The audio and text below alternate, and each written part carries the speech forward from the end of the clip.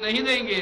हम जो है हमारे बंगाल की इज्जत के लिए, ईमान के लिए और इंसानियत के लिए हम खड़े रहेंगे।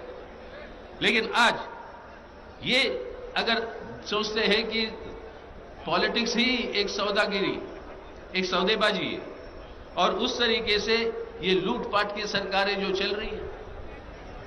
अब भाजपा को ही देख लीजिए, मोदी साहब को कैसे कानून ले आए, कहीं पर इलेक्टोरल बॉन्ड के नाम पर लाखों करोड़ों रुपए वो इकट्ठा कर रहे हैं और भाजपा को कौन दे रहा है ये पैसा, इसका कोई हिसाब नहीं। कोई पूछ नहीं सकता सवाल ये पैसा आ कहां से रहा।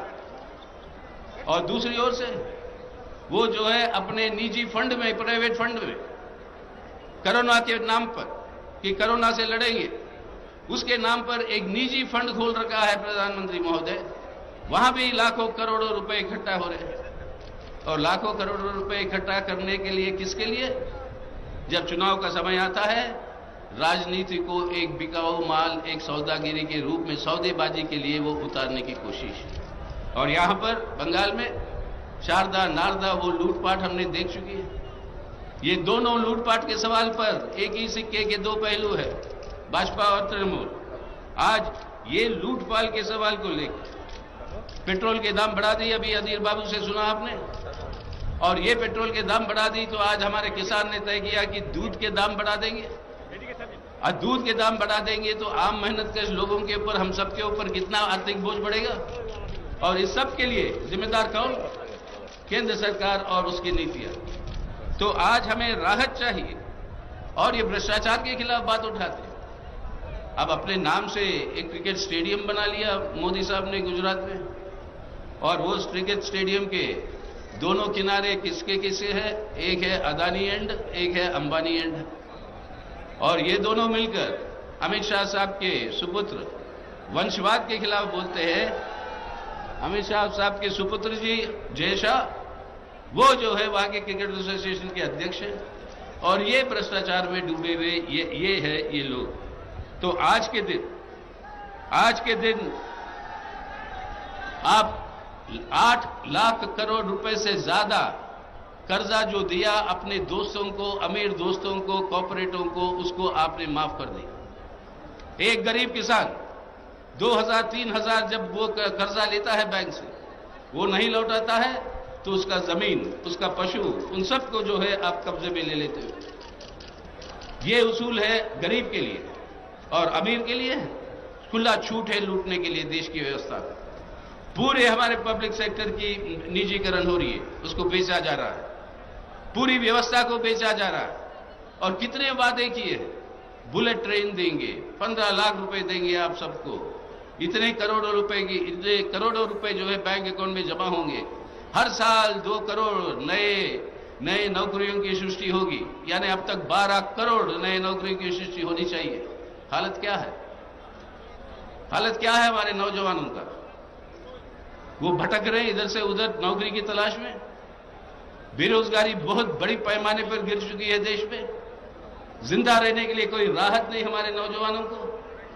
और वो नौजवानों की ऊर्जा जो है हमारे देश को एक बेहतर भारत बनाने की जगह, वो सब जो है आज वेस्ट किया जा रहा है मोदी सरकार की नीतियों के चलते हुए। तो आज सवाल है बेरोजगार का, आज सवाल है ये महंगाई का, आज सवाल है हमारे रोजमर्रा जिंदगी का, आज सवाल है ये कोरोना से पीड़ित जनता के लिए जो राहत के नाम पर लाखों करोड़ों रुपए आप इकट्ठा किए हो, उस सब का हिसाब दिखाओ। और क्या कितना आपने किस पर खर्च किया? इस सब का नहीं, भड़के मारते हैं, नारे देते हैं, और सब खोखला नारे, एक भी जो है नारा वहां पे लागू आज तक नहीं हुआ। तो इसलिए आज ये लूटपाट की जो सरकारें हैं भाजपा और तृणमूल का, और दूसरी ओर से ये जात पात के नाम, अबे हिंदू मुसलमान के बीच में दरार पैदा करके अपनी राजनीति करते करते, और ये भी कहते हो हमारे देश के लिए, ये कहते हो हम के लिए। ये हम का मतलब क्या होता है? कई बार बोल चुका हूं मैं, लेकिन मेरे नसों में जब तक खून बहता रहेगा, ये हर बार दोहराऊंगा इस बात को। हम माने अपने हिंदुस्तान में, हम का मतलब है हिंदू का ह और मुसलमान का म, ये दोनों जब जुड़ता है तभी हम बनता है, तभी भारत बनता है, तभी हिंदुस्तान बनता है। और उसको तोड़ने की जो कोशिश की जा रही है उसको हम नाकाम करेंगे, ना होने देंगे। वो देशद्रोही है। तो उससे जो है हमें उसको बंद करना होगा। तो हमें आज चाहिए ना लूटपाट की सरकार, ना जात पात की सरकार, ना लूटपाट की सरकार, ना जात पात की सरकार। जब ये बात हम कहते हैं तो दिल्ली से जब हम आ रहे थे, कई सारे लोग वहां पर ये पूछ रहे थे कि भाई अगर त्रिशंकु असेंबली आ जाएगी, यानी किसी को मेजॉरिटी नहीं आ जाएगी, तो आप तो कहते हो भाजपा को रोकना है, तो आपका क्या रुझान होगा? तो मैं बोला त्रिशंकु अगर कोई असेंबली आ जाएगी तो हमसे क्यों पूछ रहे हो भाई? आपके मुख्यमंत्री जी से पूछो। कितने बार पिछले 10 सालों में, 15 सालों में कितने बार भाजपा के साथ समझौता कर चुकी थी? कितने बार केंद्र में मंत्री रही भाजपा की सरकारों में? कितने बार भाजपा के साथ मिलकर यहां पर चुनाव लड़ी? और कितने बार भाजपा को यहां पर बंगाल में आने के लिए सहूलत किसने दिया? वो यही तृणमूल कांग्रेस ने दिया। तो सवाल यह नहीं कि हम क्या करेंगे अगर त्रिशंकु हो जाएगी, सवाल यह है कि तृणमूल और मुख्यमंत्री क्या करेगी अगर त्रिशंकु हो जाए? अपने कुर्सी संभालने के लिए, अपनी कुर्सी बचाने के लिए फिर दोबारा एक और बार भाजपा के साथ समझौता करेंगे तो आश्चर्य मत होना आप लोग, क्योंकि वही उनका चरित्र है, भाजपा के साथ समझौता का चरित्र, और वही जो है वो करने के लिए आज भी वो संभावना है। तो इसलिए इस खतरे से हमें बचना, और एक धर्म को दूसरे धर्म के साथ लड़ाना, एक भाई को दूसरे भाई के साथ मरवाना, एक हमारी बहन अपनी बहन की इज्जत लुटवाना, और हिंसा और नफरत के आधार पर इस तरीके की वातावरण, एक इंसानियत को ही खत्म करने की वातावरण की पैदाइशी जो की है, ये सांप्रदायिक ताकतें, ये फिरका परस्ती ताकतें, इनको जो है दरकिनार किए बिना इस हिंदुस्तान को, इस भारत को हम नहीं बचा पाएंगे।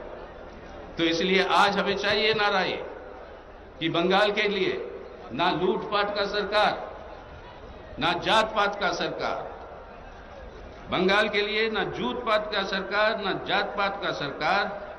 हमें चाहिए बंगाल की आवाम का पुकार है जनहित की सरकार, जनहित की सरकार चाहिए हमें, ना लूटपाट का, ना आपके जात पात का। तो इसलिए ये नारा हम लगाएंगे। जनहित का मतलब क्या है? काम, जमीन, जिंदगी, इन सब की सुरक्षा, काम, जमीन, जिंदगी की सुरक्षा, वो है जनहित। तो इसलिए ये नारा हमें रखना चाहिए, ना लूटपाट की सरकार, ना जात पात की सरकार, बंगाल आवाम की पुकार, जनहित की सरकार।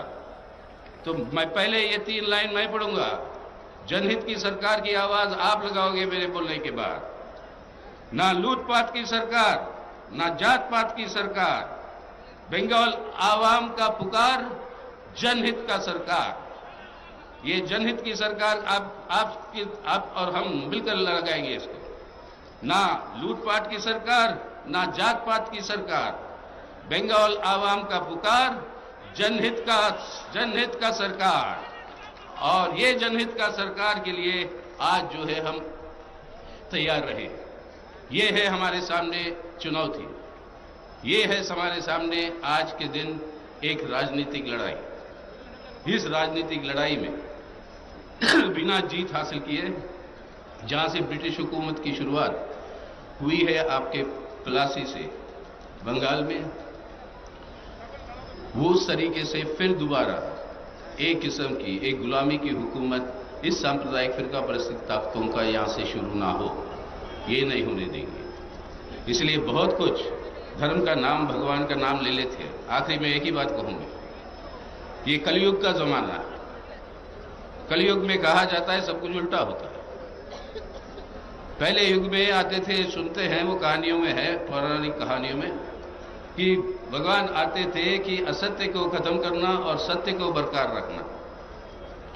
इसलिए प्रहलाद को बचाना और उनके राक्षस बाप को मारने के लिए आपके लक्ष्मी नरसिम्हा अवतार में आते हैं, आधा जानवर आधा इंसान, और आधा जानवर आधा इंसान के रूप में आकर वो जो है हिरण्यकश्यप को मारते। लेकिन कलयुग में सब उल्टा होता है। आज के अवतार जो आ रहे हैं वो असत्य को बचाने के लिए और सत्य को और इंसानियत को और ईमान को, उसको जो है खत्म करने के लिए आज के ये अवतार आए हैं। सो कलयुग के अवतार से हमें बचना है, कलयुग के अवतारों को हमें हराना है, और तभी जो है ये जनहित की सरकार बंगाल में आ सकती है। तो उसके लिए आप सब लोग साथ तैयार रहिए, क्योंकि इतना व्यापक ये संयुक्त मोर्चा शायद बंगाल में आज तक इस तरीके से कभी नहीं बनी। हम स्वागत करते हैं हमारे सभी साथियों को, इंडियन सेकुलर फ्रंट को, कांग्रेस के साथ तो पहले भी चलते रहे, वाम मोर्चे की सभी पार्टियों को, और बाकी जितने भी पार्टियां अभी आए हैं, वाम मोर्चे की तरफ से, सीपीआईएम की तरफ से, मार्क्सवादी कम्युनिस्ट पार्टी की तरफ से आप सबको हमारा स्वागत। और सब मिलकर आज बंगाल को बचाएं, ताकि कल को भारत को बचाएं और आने वाले कल को एक बेहतर भारत और बेहतर बंगाल का निर्माण करें। तो इसलिए आइए हम सब लोग मिलकर ये आवाज लगाइए आज कि हमें चाहिए इंकलाब जिंदाबाद, बंगाल में परिवर्तन, जनहित का सरकार। और इस सरकार के लिए हम लोग सब एक वादा करेंगे इस बार, यहां पे दसों लाखों से ज्यादा लोग जो है ये सब वोट पड़ेगा। कोई भी इसको अटकाने की कोशिश करेगा, उनको अभी से चेतावनी देनी है हम सबको, हमारा वोट कोई नहीं रोक सकता। इस बार हमारा वोट पड़ेगा, भाजपा और तृणमूल हारेगा। क्या बोलिए जोर से, वोट पड़ेगा कि नहीं? अरे हमें ही नहीं सुनाई दे रहा, जोर से बोलिए, वोट पड़ेगा कि नहीं? चलिए हम इस बार एक जनहित की सरकार बनाए बंगाल में। आप सबको शुक्रिया, मेरी आदाब और इंकलाब जिंदाबाद।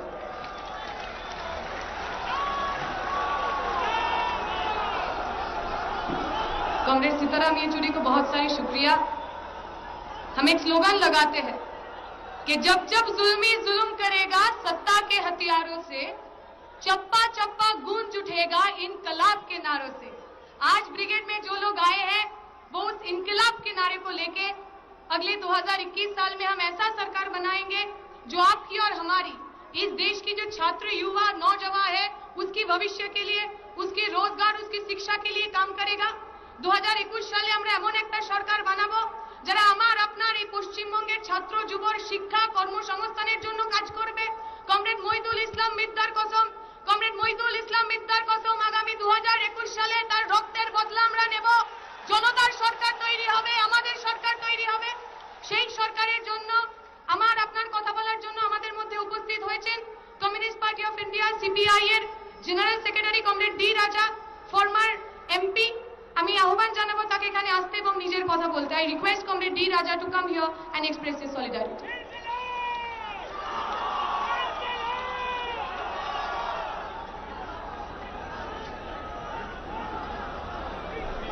मैं अपने आजी सामने मैं पूरा सामने ठीक है।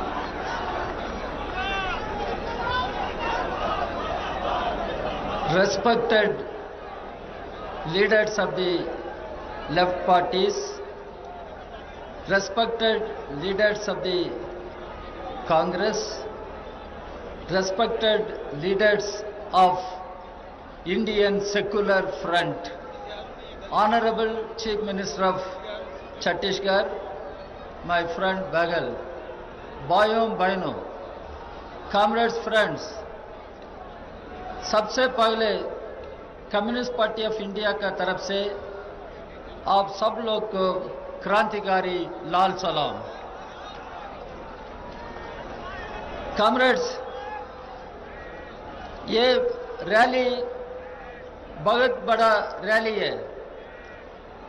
ये रैली, ये बंगाल जनता का ये डेमोन्स्ट्रेशन है। ये डेमोन्स्ट्रेशन बंगाल जनता का क्या डिटर्मिनेशन है। देश बचाने के लिए, बीजेपी हटाने के लिए, बंगाल बचाने के लिए, टीएमसी हटाने के लिए ये बहुत बड़ा रैली है।